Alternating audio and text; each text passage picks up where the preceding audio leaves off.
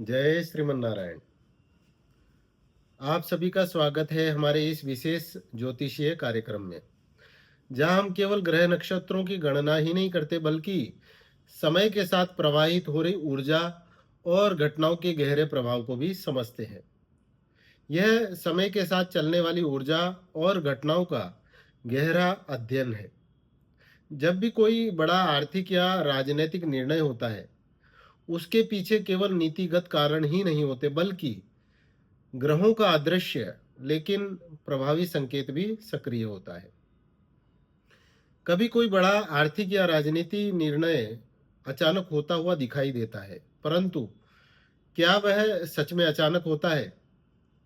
नीतियां, कूटनीति और योजनाएं यह तो सतही कारण है, लेकिन इनके पीछे ग्रहों का अदृश्य और गूढ़ संकेत सदैव सक्रिय रहता है। आज हम अमेरिका द्वारा भारत पर लगाए गए 25% टैरिफ को उसी ज्योतिषीय दृष्टिकोण से देखेंगे कि यह कब हुआ, क्यों हुआ, किन ग्रह की परिस्थितियों में हुआ और आगे क्या संभावनाएं बनती है।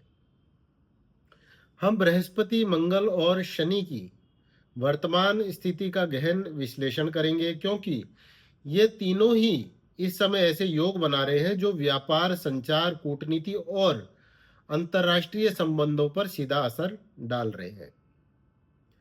शुरुआत करेंगे वर्तमान की ग्रह स्थिति के साथ में।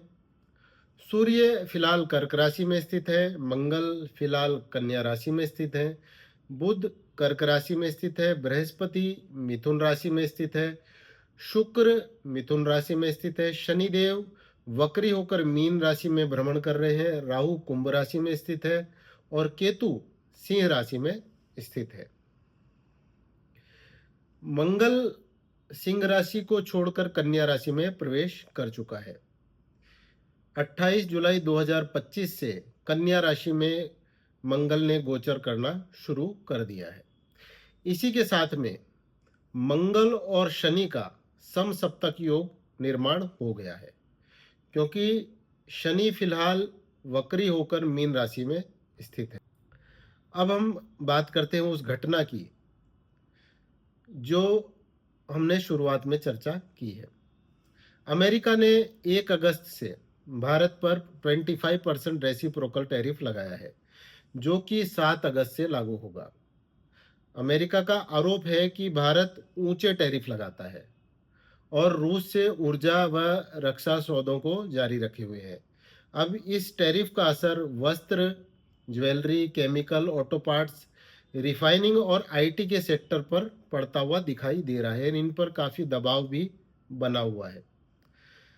भारत में जो इसकी प्रतिक्रिया देखने को मिल रही है, उसमें सरकार ने यह संकेत दिया है कि भारत अपने राष्ट्रीय हित की रक्षा करेगा और अमेरिका के साथ संवाद भी जारी रखेगा। कुछ ही समय में अमेरिकी प्रतिनिधिमंडल भारत आने वाला है, जिसमें वार्ता की उम्मीद की जा रही है, जिसमें ऊर्जा, रक्षा और टेक्नोलॉजी डील्स को संतुलित करने की कोशिश की जाएगी। सत्ता पक्ष का कहना है कि यह अस्थायी व्यापारिक दबाव है और सरकार इसे रणनीतिक रूप से हल करेगी।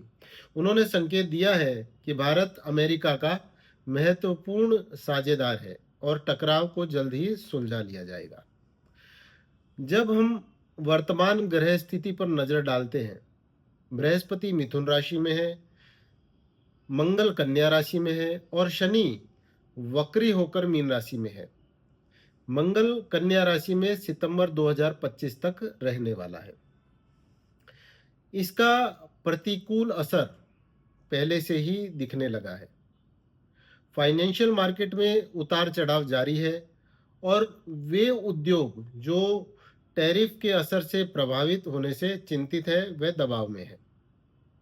मंगल और बृहस्पति दोनों ही बुध की राशियों में है, जो सीधे तौर पर व्यापार और संचार से जुड़े हुए हैं। संचार किसी भी व्यक्ति के बीच हो, स्थान के बीच हो, देश के बीच हो या संगठन के बीच में हो, संबंधों का सबसे महत्वपूर्ण हिस्सा संचार ही होता है। चूंकि बृहस्पति मिथुन राशि में है, इसलिए निश्चित ही अधिक संवाद और बातचीत की संभावनाएं बनी हुई है, जैसा कि विभिन्न बयानों से भी स्पष्ट हो रहा है। एक अनाउंसमेंट का अर्थ यह नहीं हो जाता कि अंतिम मोहर लग गई। हमेशा सुधार और बेहतर परिणाम की संभावनाएं तो बनी ही रहती है। यूएसए और भारत जैसे महत्वपूर्ण साझेदार देशों के बीच निश्चित ही कुछ कदम उठाए जाने की उम्मीद है, जो कि दोनों देशों के लोगों के लिए लाभकारी होंगे।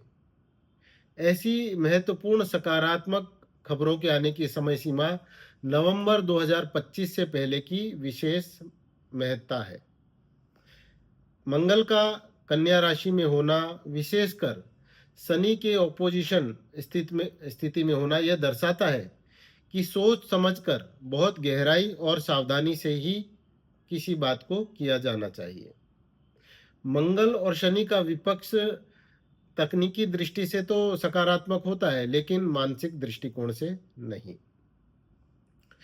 परिणाम गहरी समझ और जीवन के विभिन्न पहलुओं पर विचार पर आधारित होना चाहिए। ऐसा योग उच्च स्तर पर गलतियां करवाता है, जिसे समझना बहुत ही जरूरी है। इस समय जल्दबाजी और आक्रामक मन से लिया गया निर्णय सही नहीं है। भ्रम पैदा होता है, हाइप क्रिएट होता है, जिसे समय रहते अगर समझा नहीं गया तो नुकसान संभव है। इसीलिए अफवाहों पर विश्वास न करें, गॉसिप पर भरोसा न करें। मेष राशि और कुंभ राशि के प्रभाव में आने वाले व्यक्ति, स्थान व संगठन इस समय में अत्यधिक सतर्क रहें। वित्तीय अनियमितताओं, फाइनेंशियल इरेगुलरिटीज को इस समय नजरअंदाज नहीं किया जा सकता। इस समय में ऐसी इरेगुलरिटी या अनियमितता आने की संभावनाएं काफी हद तक बढ़ी हुई है, जो कि 3 से 4 महीने तक रहेगी। आपके फाइनेंशियल ऑडिट को अत्यंत मजबूत रखना बहुत ही आवश्यक है।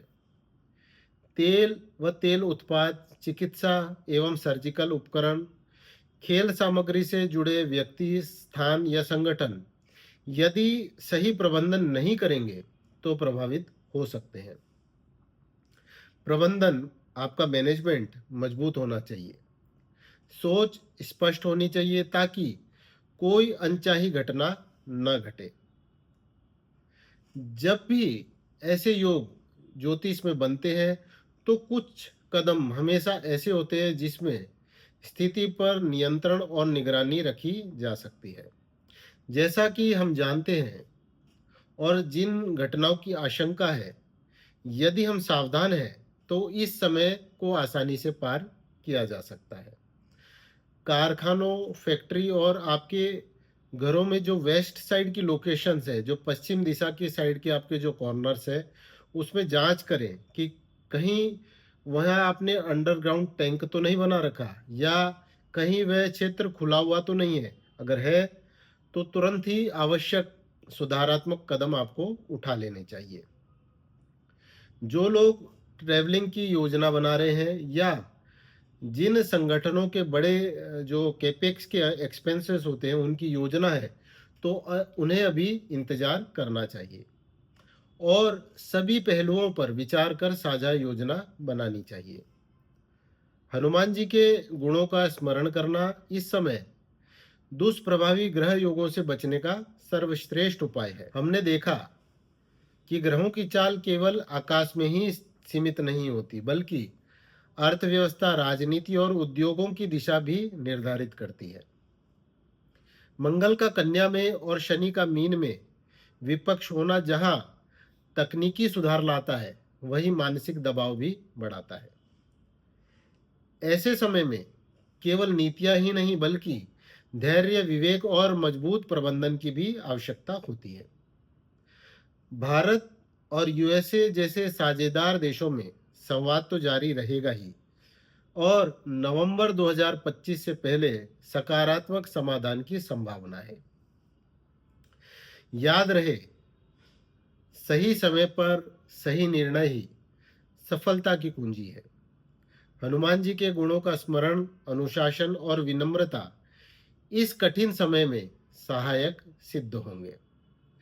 इन्हीं शुभकामनाओं के साथ हम आज के इस विशेष ज्योतिषीय विश्लेषण का समापन करते हैं।